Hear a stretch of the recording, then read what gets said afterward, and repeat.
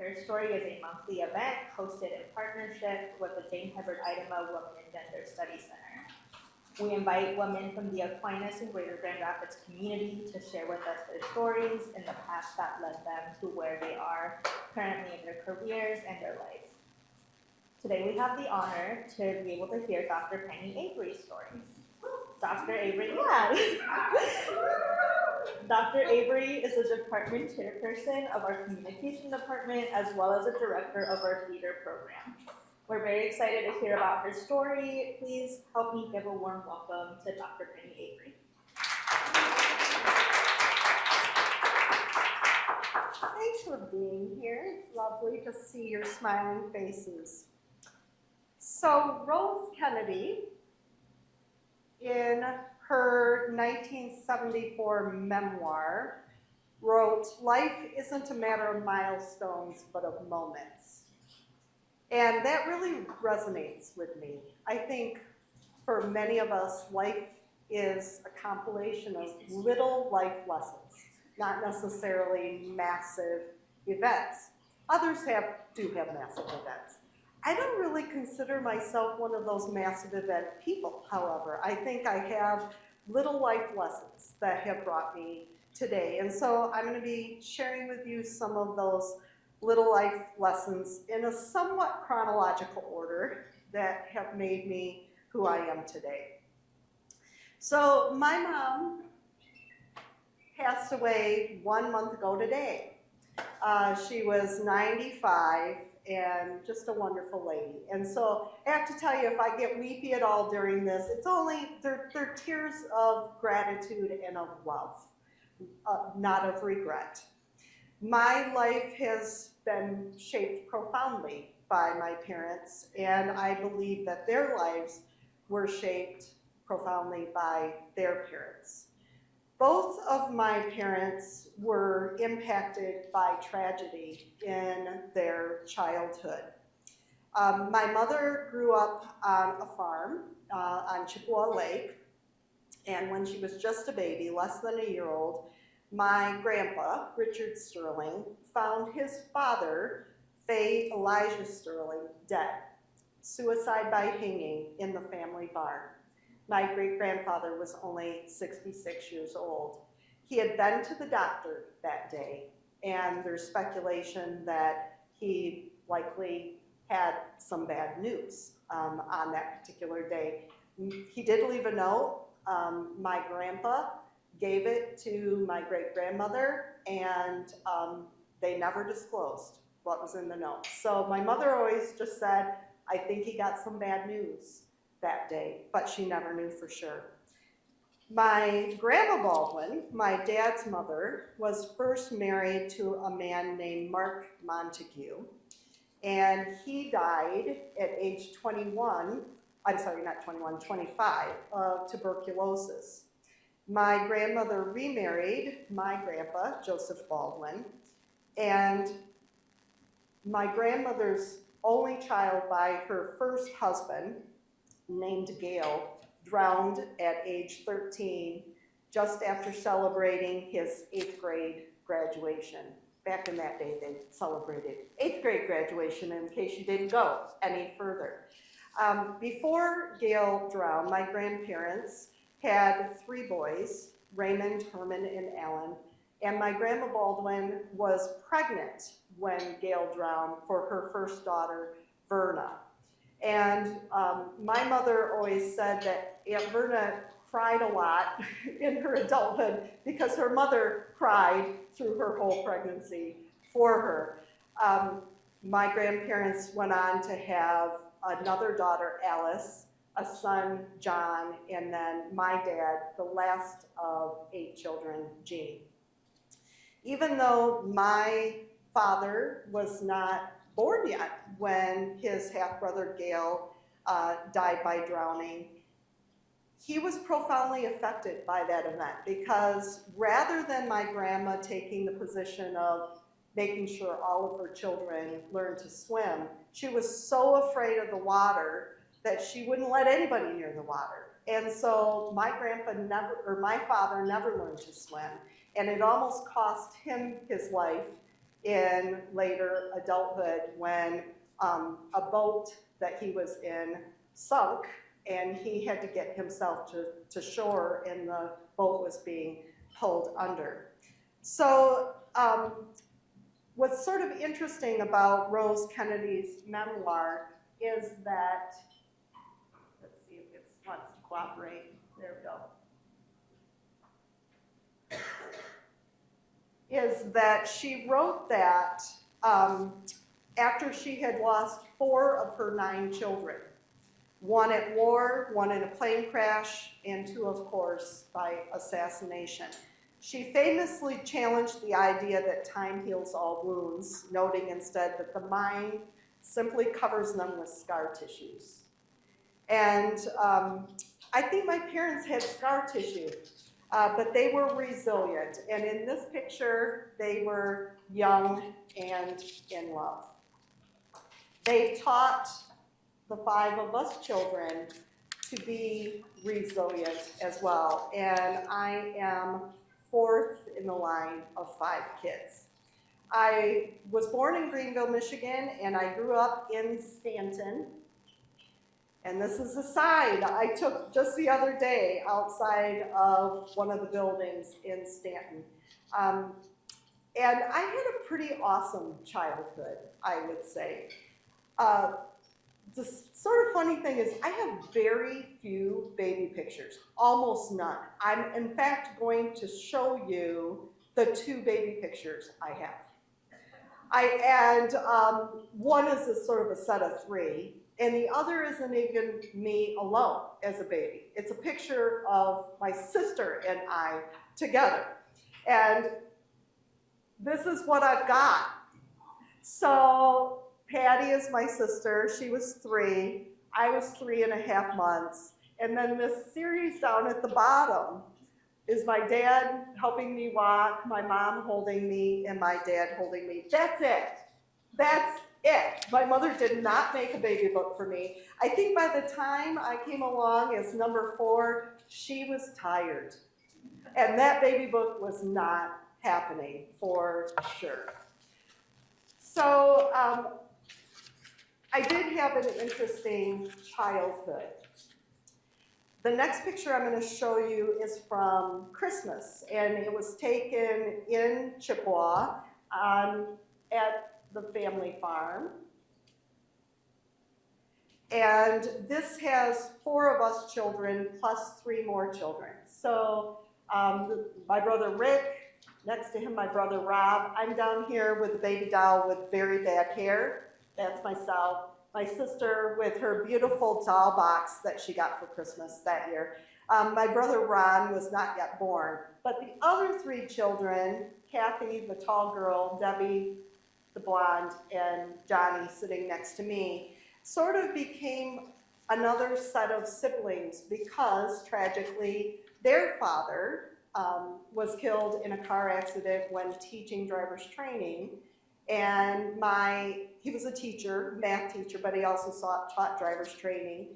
And the student driver survived, but my uncle, Don, was killed. And my Aunt Mid had a really hard time processing that, understandably. So they moved to Stanton. They had lived in Midland, they moved to Stanton, and my parents really became another set of parents to their children. So we have a lot of childhood photos of us together. I was just probably 3.5 at the time of this photo. So literally my baby pictures jump to about this age, you know, there was this gap in time. But there was a lesson learned in that moment of my mom in particular coming alongside my aunt following the death of her husband. And that is that family takes care of family. And that has been something that we have always lived by in my family, that we need to watch out for one another. When I think about my childhood, one of my very favorite memories is of going to piano lessons at Mrs. Corder's house. And she always joked that she was named Helen Burgess Corder. She married a man with the last name of Corder, and she lived on Court Street. And so she thought that that was intriguing, even though they weren't exactly the same words. I took piano lessons from Mrs. Corder from 2nd grade through 9th grade. And this is a picture of her house in Stanton, and I took that just the other day. She no longer lives there. It's not in the family anymore. But Mrs. Corder was an interesting piano teacher, and serious piano people and parents of piano people probably would not have appreciated Mrs. Corder's approach, because lots of times I did not play piano. I would go to Mrs. Corder's house, and sometimes I hadn't practiced, or I would get distressed while I was in the middle of playing a song, and I'd start to cry, and she'd say, "Oh, honey, let's just read poetry today." And so she was a poet, and sometimes we read her poetry, sometimes we read other people's poetry, sometimes she made me pancakes. I loved piano lessons. When it came time for recitals, I wasn't always able to play anything new, but I loved piano. And that moment taught me that sometimes what you really learn is not what was intended. By the way, I still play piano. I like piano, but I maybe didn't learn as much piano from Mrs. Corder as what my mother thought I was learning coming home from Mrs. Corder's house. One day, leaving Mrs. Corder's house, it was pouring down rain, and my brother Rob happened to see me walking home, and he stopped and he said, I was actually on my bike. He said, "Let's put your bike in the trunk of my car." So he threw the bike in the trunk of the car. We got home and he said, "I'll help you get that out." And being the stubborn person that I was, I said, "I'll do it myself." And so I did try to do it myself, and the handlebar flipped around coming out of his trunk and broke off my front tooth. And we went inside, and my mother saw my tooth, and she started to cry, and then Rob started to cry, and I'm like, it was not Rob's fault. I'm the one who said I would pull out the bike. And so that moment in time taught me to accept help when it's offered. I should not have been a stubborn child. I should have let Rob help me get that bike out of the car, but I did. So growing up, I spent a lot of time on that family farm that I mentioned. I played in that same barn where my great-grandfather had died by hanging. We played on that rope, which is sort of crazy. You know, I think about that. I can't believe that my grandpa didn't take down that rope. But we swung from that rope. It was a very long rope. He obviously shortened the rope when he killed himself, but we played on that rope. We used to open up the barn doors and put our foot in that loop and swing way out the barn doors and then swing way back.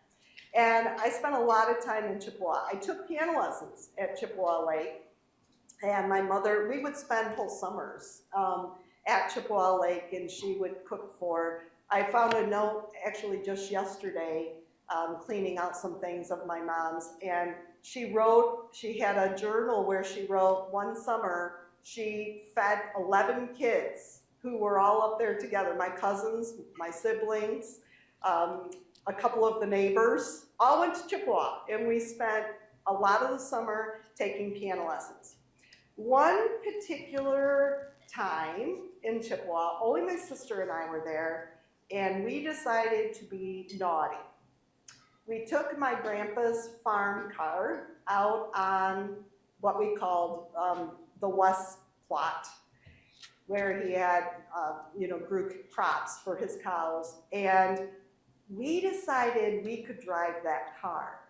even though neither one of us was tall enough to like pull the steering wheel and push the gas and brake. So Patty ran the steering wheel and I ran the gas and the brake, and not surprisingly, we crashed the car. And then we had to walk back and tell our grandpa what we had done. This is a picture of my grandparents' house in Chippewa, and we went back and we were both crying. You know, we knew we had really made a really bad decision. And Grandpa just stood there. He was a very, very calm person. I actually never heard my grandpa raise his voice, not once. But he said to us, "Oh, kiddies," he called us kiddies, "I'm so disappointed." That's the worst. And that moment in time had a profound impact on me. You know, I realized that someone's disappointment can be a really strong motivator. And so I've spent a lot of my life trying to not disappoint, and I'm not sure I'm always successful or if it's even always wise. So my oldest brother, Rick, was often our babysitter. He was not a great babysitter.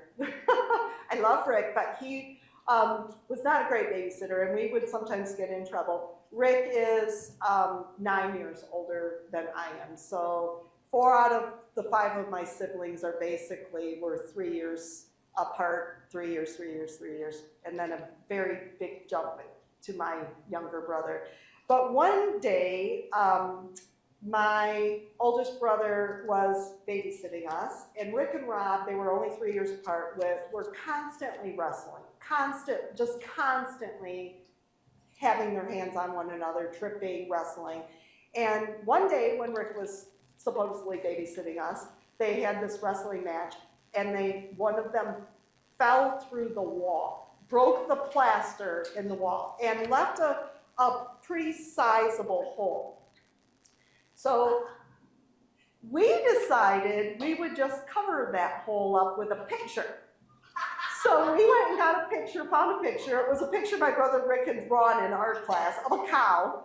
And we hung that picture up. And surprisingly, it was like 2 months before my mom bumped the picture and it fell off the wall. And she saw that giant hole. And I think about that moment, and this was my lesson in that moment. It's better to admit the mistake in the moment rather than living with the dread of discovery. And I'll tell you, that was like 2 months of anxiety waiting for them to find out that there was a giant hole in the picture, or a hole in the wall. Another thing that I remember profoundly about my childhood was going to the dentist. And we went to a dentist in Greenville named Dr. Steele. And Dr. Steele did not believe in local anesthetic. So the 4 of us, before Ronald was born, would sit in the waiting room and listen to each other scream out in pain while we had our teeth drilled. And honestly, I think Dr. Steele sort of got a kick out of it. I think there was something wrong with him. And I wish I could say that I learned how to handle pain, but my lesson in that moment was actually that grown-ups don't always know what they're doing. They don't always get it right. And it wasn't until I went to college that I realized that that was not standard dentistry. I had a tooth pain and I couldn't get in to see Dr. Steele, thank goodness. I found a dentist in Mount Pleasant where I was at CMU, and I had to have my tooth drilled, and I'm ready to grip the chair, and he gave me a shot. And I'm like, what's I did not know. that was how it was supposed to work. Craziness. I like dentists now who not only give me a shot, but a warm blanket, a little laughing gas maybe. I'm like, the full treatment, please. I love all of that. So growing up in Stanton, church life was very important to my parents, and my parents continued to their death to attend the same church, the First Congregational Church in Stanton. And I was involved in, Sunday school and youth group and all that. And one day, we actually did this many years, but one day the Greenville Daily News covered a story about our church. A person in our church had built this cross, and we carried that cross. This is me. I'm not helping. You can see, I think I was pushing down. But the person at the very front is my brother Rob, and we carried that 3 miles up M66, and then into a country road, and then up to what is called the Knobs in Stanton. It's the highest point in Stanton. There's a light tower there for airplanes to be able to see things. And we carried that cross up every year for many years, and then went to 6 a.m. sunrise service for Easter morning. And I learned in that process and in that church that there are many ways to express our faith. Maybe sitting in a pew, but it also may be, walking outside with a group of people and carrying a cross to the Knobs. That's still a powerful memory for me. So I mentioned that my siblings were all basically spaced out 3, 3, 3, 3 until my brother Ron arrived 7 years after me. My mother was 42 years old, and she did a lot of crying during that pregnancy. She was very unsure about how her life was going to work. And there are 17 years difference between my oldest brother and my youngest brother. This next picture has all 5 of us in it, and my second oldest brother, Rob, is holding a gun. I'm sorry, that's what he got for Christmas that year. But this is of us. And my brother Rick is holding baby Ron, and we all of us stepped up and mothered that child. And sort of still do today. And I think that was super important. We learned that we can all help out. And in fact, in that same little journal that I found yesterday of my mom's when Patty and I were doing some sorting, I found a note from my mom talking about how Penny and Patty were like little mothers to little Ronnie. And we dressed him up. He was like our doll. We dressed him up. We took lots of good care of him. But again, this is, I think, family coming together. My mother loved him. My parents loved Ron. But it was hard for her to think about starting over with a little baby at age 42. One of my most difficult memories in my growing up was actually my senior year in high school, right before graduation, and a close friend of mine, Gavin Berthoum, was killed in a car accident. And I had a piano recital that day of the visitation, and not with Mrs. Quarter. I had a new piano teacher, Mrs. Campbell, and she made us memorize our music. And I had never done that with Mrs. Quarter, never, ever, ever. And so I went to the visitation for Gavin Berthoum on June 5th, 1982, right before I graduated from high school. And the visitation was in the late afternoon, and then I was supposed to go play piano.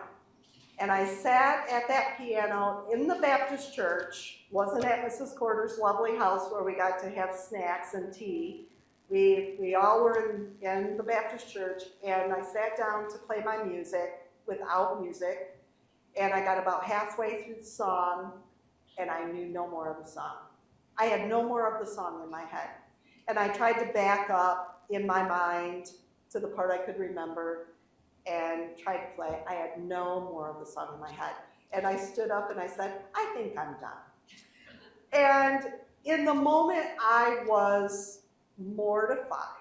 And in the moment, I don't know that I thought there was any life lesson other than I hated to memorize music. But now, in a state of, this is my 31st year at Aquinas, I teach public speaking. Sometimes people get very nervous. Sometimes people stop in the middle of a speech and they feel done. And my goal is always to talk to them to show that it's not the end of the world and that there will always be another opportunity and we will get through it. And so I learned actually to have compassion for people when they are in a state of anxiety. And so I have Gavin Berthum to thank for that. I guess I have Mrs. Campbell to thank for that too. So I graduated from high school in 1982, and I went to CMU for both my undergraduate and my master's degree, actually. And my sister Patty was a senior at CMU when I was a freshman at CMU. And my mother, who had received a bachelor's degree in business from Ferris State University when she was a young person, decided to go back to school and get another degree. And she did that at age 52. She went back and got another degree. And she then spent her last 10 years of her adult life teaching at Montcalm Community College, where she taught business and typing and those kinds of activities. That's a picture of my mom on her second graduation day.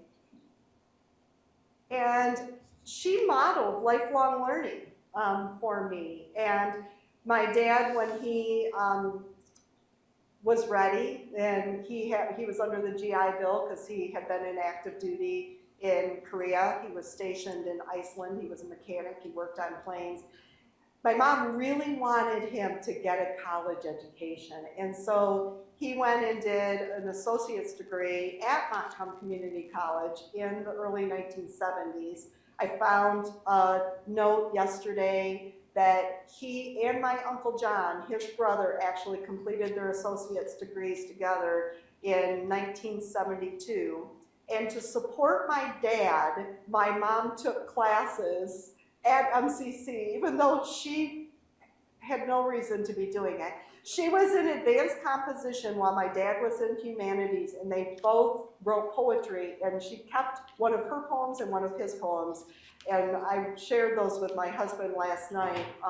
Very different tones in the two poems, I will tell you that. Very, very interesting. But she really was a model of a person who wanted us to be educated. She wanted my dad to be educated, and she was willing to support him in that process by taking classes right alongside. I met my husband at CMU, and we met doing a theater production called The Great Cross Country Race, which is the story of the tortoise and the hare. And in that story, the animals speak English and the humans speak gibberish. And my character was the dog, and I was the translator. I was able to understand the humans and the animals. And my husband and I, when we were finished with college, we ended up going and working for a company called the Missoula Children's Theater Company out of Missoula, Montana. When Todd proposed to me, he did that on Mackinac Island, and I had been sick leading up to the weekend that we were supposed to go on this camping trip, and I didn't want to go. And my husband Todd had done sort of the old-fashioned thing and asked my dad for permission for my hand, and so my parents knew that he had planned to propose to me on this trip, but I had been sick and I didn't want to go, and my mom said, no, you really need to go. I think this will be good for you. You'll feel better. And so we went. We were going to camp at a campground in Mackinac City. We got there. It was pouring rain. We never even set up our tent. We slept in the back of the van. Went over on the ferry to the island. I was still sort of complaining. And then he proposed to me. And then we reenacted the proposal because that's what theater people do. So these are not really what happened. So he pretended to beg me to marry him, and I pretended to think about it. And our adventure began, and in that moment, my mother and father encouraged me to say yes to adventure, and I'm so glad we did. We've been married since 1987. We were married in that same little First Congregational Church in Stanton on the hottest day that you can imagine. It was so hot that day. This is a picture of us in that church on our wedding day. And I've always been struck by the fact that Jesus is exactly between us. And our faith is important to us. And so my lesson as I look at that picture for me is to keep Christ in the middle. You know, we're not super religious people, I guess, in the sense of, like, I skip church sometimes. I actually really liked COVID, where I could watch church from my couch with a cup of coffee in my pajamas. But we are believers, and we very much like to make sure that we're keeping our faith central to us. When we were married, our Pastor Robert C. Waters, had been my pastor for 14 years. We were married June 20th, 1987. He looked like this at the time. But by December of that same year, he was ravaged by cancer. He married my sister and her husband on December 26, 1987, and he died in the middle of January that year. And I was devastated that I could not come home for that funeral. By the time he died, we were already working from the Missoula Children's Theater Company, and we had just flown back. We had a residency, and I couldn't go home.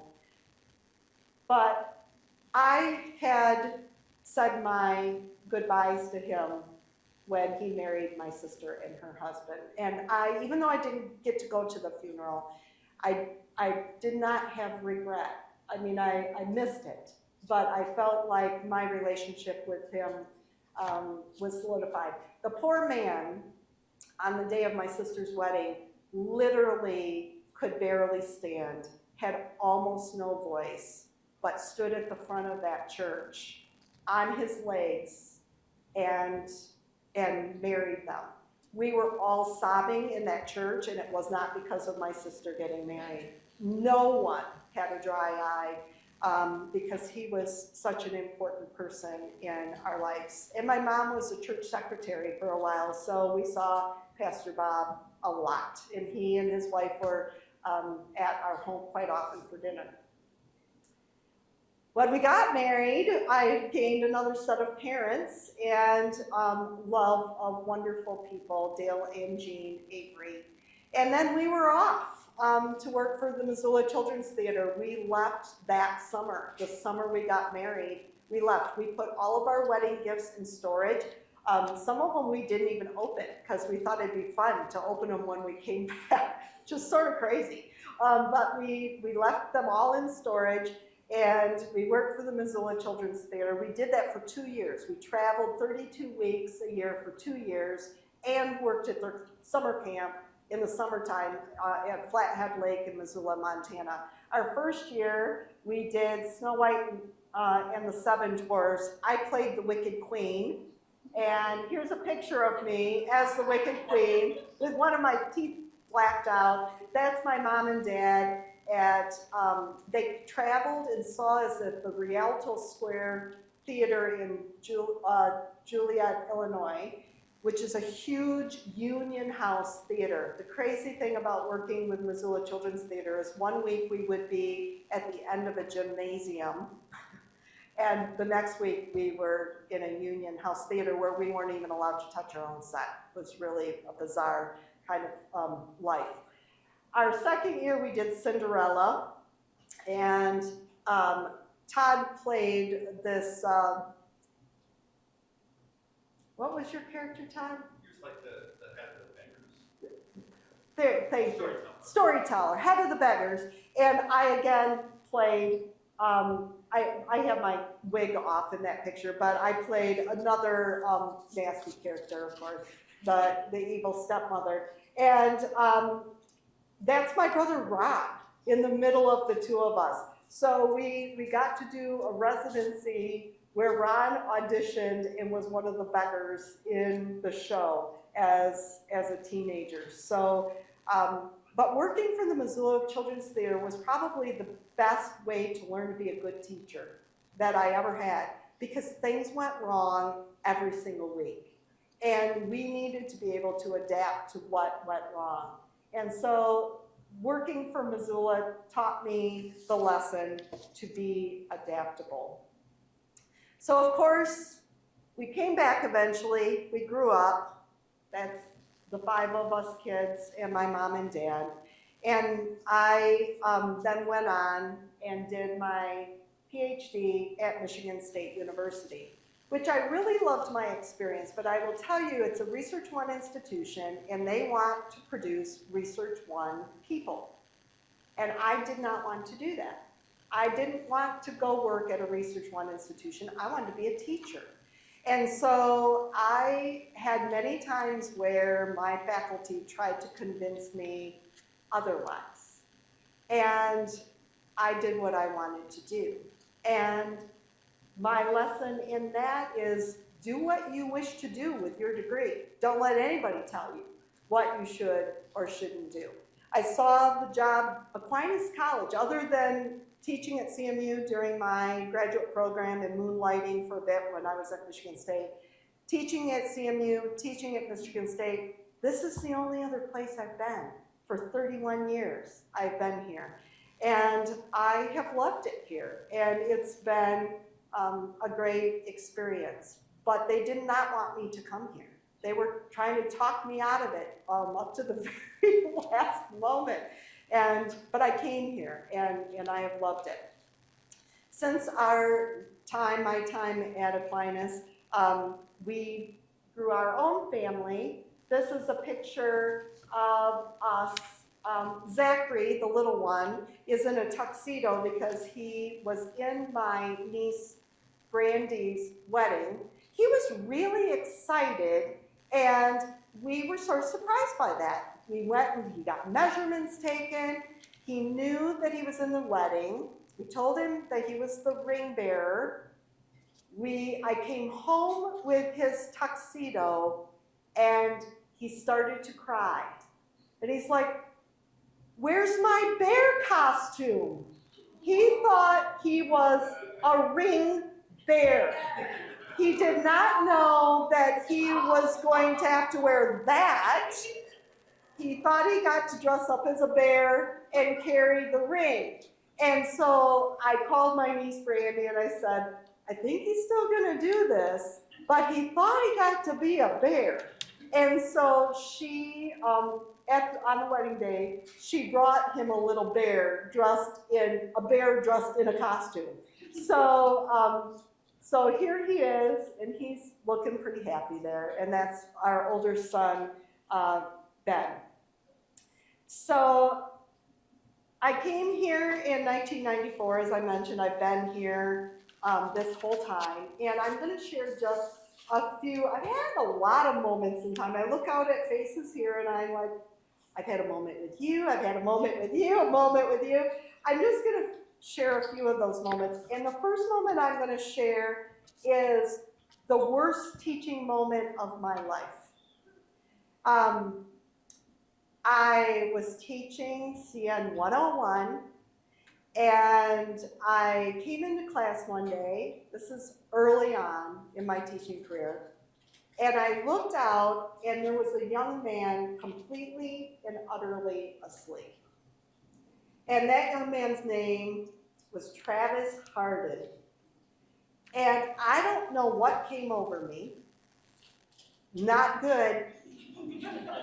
And I said, Travis Harden, you will not sleep in my class. I could feel myself shaking. I was so mad at him, and I don't even know really why. I stormed out of the room, and by the time I got downstairs, which is where my office was for a very long time, and walked into Dave Wynandy's office, I was bawling. And I said, Dave, I just yelled at the nicest boy in America. And I'm like, what did I do? It got worse because Travis came to find me to apologize. And he said, I probably shouldn't have come to class today because he had played a doubleheader and drove back on the bus. They got back in town at like 4 o'clock in the morning, and he still came to class. He was trying to be a good student, and I yelled at him. So that was a moment, a lesson. Never assume anything. I assumed Travis was bored and was just being disrespectful. He was actually trying to be a good student. Another one of my most profound memories happened on the first day of a semester. My husband was already gone to work, my kids were at school, I was coming down a flight of stairs, and I tripped and fell. I had like 7 more stairs to go. I fell down the stairs, and I landed with my foot cockeyed. It's the first day of school, the new semester, and I'm like, oh, you're fine. You're fine. And so I was like I sat there for a bit. I knew I was in pain, but I'm like, you're fine.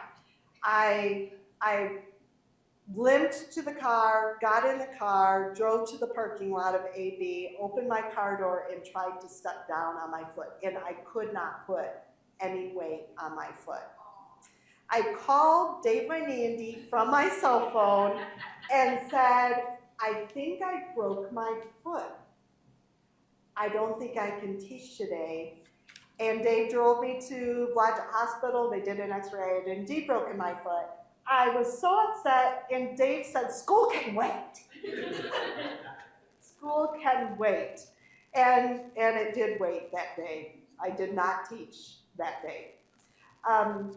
Some of you may know, who have been here a long time, that I did sort of this crazy thing for Norbert Ruby, former president of the college. Norb Ruby was also a playwright.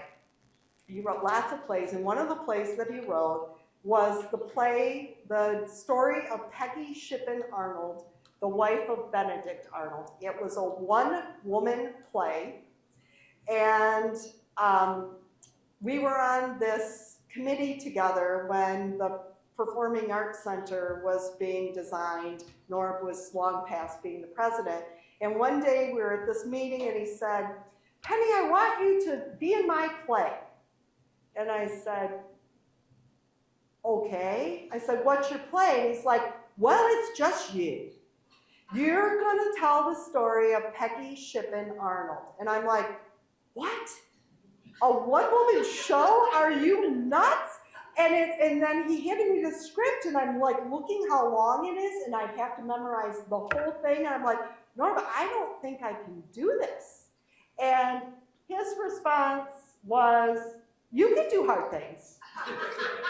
And I did perform that play. I memorized that play. Gary Conal directed me in it. I performed it here in Wakey Ballroom. They brought a man from Connecticut who did a one-man show of Benedict Arnold. It was a he said, she said kind of night. And then I performed it at the Gerald R. Ford Museum.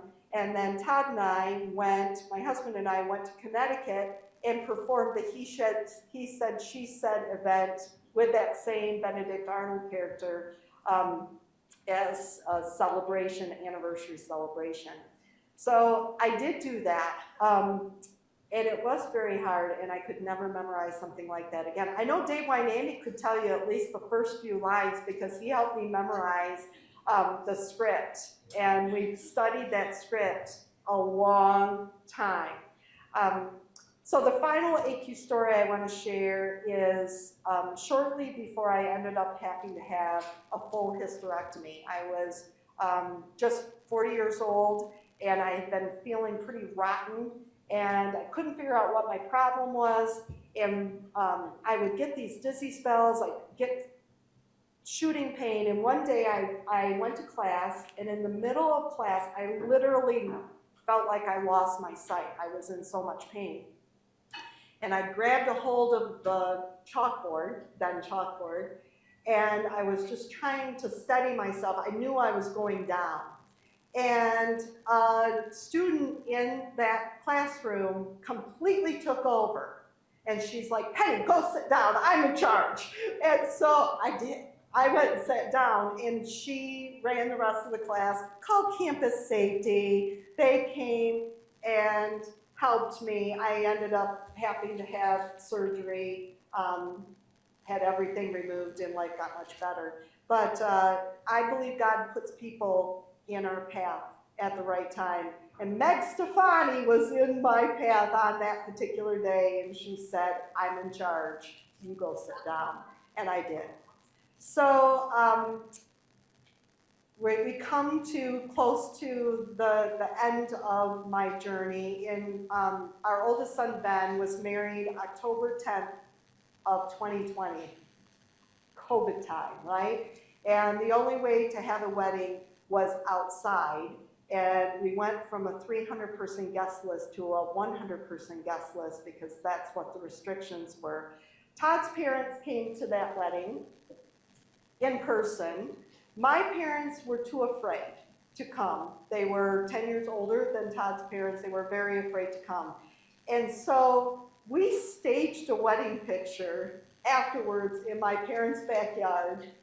So we all got dressed again. And this is literally in my parents' backyard next to their shed, which is not very attractive, but that's where my niece Andrea said it was good light. And so my moment in this was that there is more than one way to get it done. They recorded the wedding. My mom and dad got to see it in video, and then we shared the moment with them, even with a photo. Some of you know that my mom struggled with dementia at the end of her life, and for the 4 years after my dad had passed, but several years when my dad was her primary caregiver, and worked very, very hard taking care of her. And this is a picture of the last time that they went to Florida together, and my sister and I came to bring them home. And it was a moment of clarity in my mom's thinking, and she loved that night. And even though it's not particularly a fantastic picture, I look at her face and I know that she knows what's happening in that moment. My dad was a grouchy guy a lot of his life, but he was an awesome caregiver for my mom. He made her pie every day. even though, I mean, he taught himself how to make pie. She forgot how to cook, and he made her all of her meals. And when my dad died, 5 days after my husband's father died, we had 2 dads die 5 days apart, we found out how much work my dad had done, and it was crazy. It took a village to do what my dad had done all by himself. So here's our family now. My son Ben and his wife Katie and our 2 grandchildren, Katie and Bo, who did not want to have their picture taken. They're both looking a little grouchy there. Down below is my son Zach and his partner Zoe, and we're called Lolly and Pop because lollipops, you know, we're called Lolly and Pop. So, and I love life. I don't know how much longer I will be at Aquinas College, but I know that there will be more moments. At least I pray there are. So live your moments. Live your moments. And they don't have to be monumental, but they make you who you are.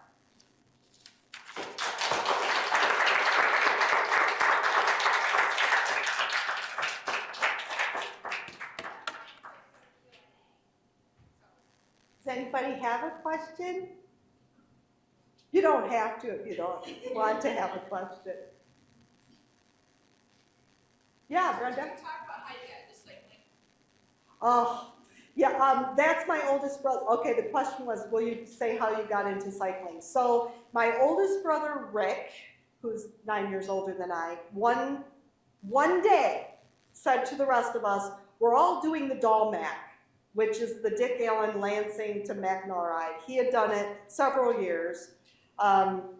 It's like 400 miles across either 4 or 5 days, depending upon how you want to do it. And I'm like, what? And he's like, you're going, and you're going, and you're going. My brother Rob, my second oldest brother, said, I'm not riding anything without a motor.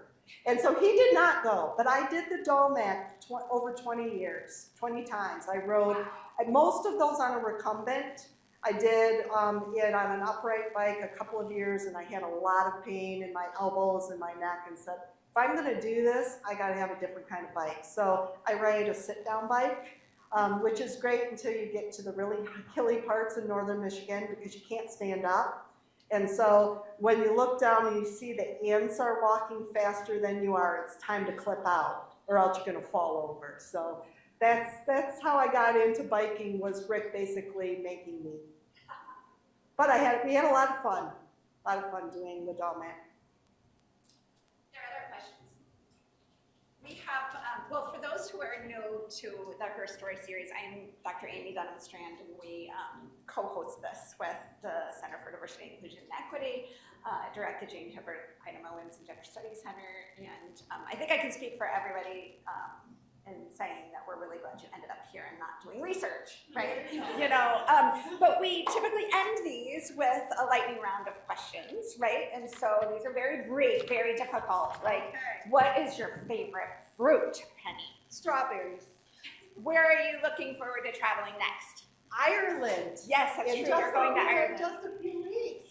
If you could be a professional athlete, what sport would you play? Probably tennis. Where do you relax and recharge?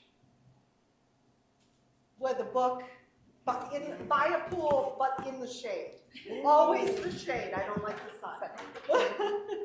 What would your go-to karaoke song be? Oh, something by Jim Croce, probably Bad Bad Leroy Brown. Oh, nice choice. Yeah. Yeah. Who's your celebrity crush?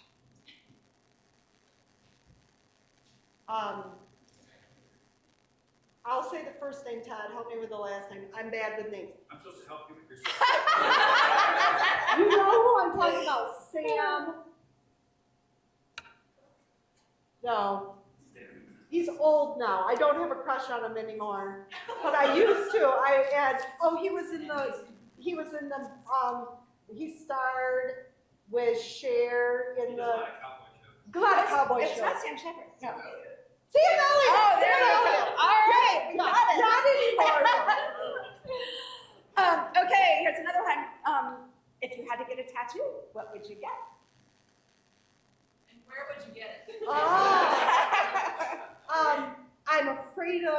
of pain, so I probably wouldn't get a tattoo, but probably a geranium Oh, in somewhere where only I would care to look at it. My brother Ron has one on his ankle, and that was very painful, he told me. You want a fatty part of your body. yes. So he's like, don't ever get a tattoo on your ankle. I'm like, okay, I won't. Dogs or cats? Dogs. Cake or ice cream? I'm lactose intolerant, so cake. Cake. Sweet or savory? Savory. And what advice would you give your 21-year-old self for those who are starting undergrad here? That's a hard question. That's a for me. hard one. Yeah. I think just enjoy whatever it is. Hard work, enjoy that too. My husband knows I love to tackle a project that I maybe know nothing about. Like sometimes I scare him because I'll start tearing apart something. He's like, what are you doing? I'm like, I got it. I'm gonna figure it out. I watched YouTube. And so I say, enjoy it, even the hard stuff. That's great. That's great advice. I just want to say real quickly, everyone, please join us next month, first Thursday of the month, for our HerStory speaker series with Jennifer Morrison, who was our prior archivist here and also archivist for the Dominican Center. This will kick off Women's History Month. And then in April, join us the first Thursday in April for our HerStory Talk with Fallon Lee, who is with the YWCA of West Michigan, and that will kick off Sexual Assault Awareness Month. And the YWCA is a really important community partner for us at Aquinas College. We have a gift for you, and given what you just said, I just think I need to pull it out and say the quote that's on the mug, because it seems very you. Does it say eat more ice cream? No, it says, a strong woman looks a challenge in the eye and gives it a wink. There you go.